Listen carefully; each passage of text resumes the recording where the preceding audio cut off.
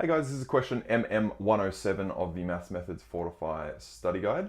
This is a little bit of a weird one. So we've got a question, we've got two graphs here, g of x and f of x, and it's asking us which of the following best describes the graph of the function with the rule y equals g of x minus f of x.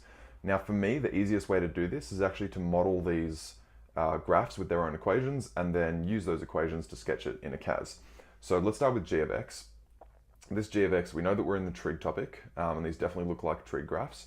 So this g of x graph, this one here, this starts up at the maximum and then starts going down. Now we know that a property of a cosine graph is that it does this. So I'm actually going to say that g of x, and this is just for your working out purposes, this has nothing really to do with what you have to show the examiners. It is a multiple choice question, so you actually don't have to show working, you just have to circle the right answer. But let's just model this for now and you'll see what I mean. So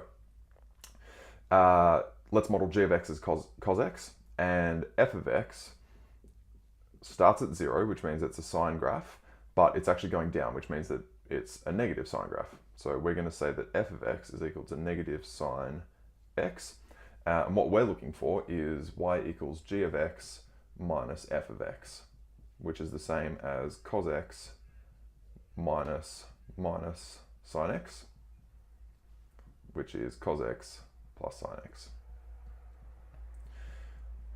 I know that you probably won't know what this looks like. I don't even know what this looks like off the top of my head. So this is where you use your CAS. So bring in your CAS, sketch it on your graph, and you'll actually come to a point that gives you E as your answer. So just use this function to sketch on your graph. And what it will look like is E.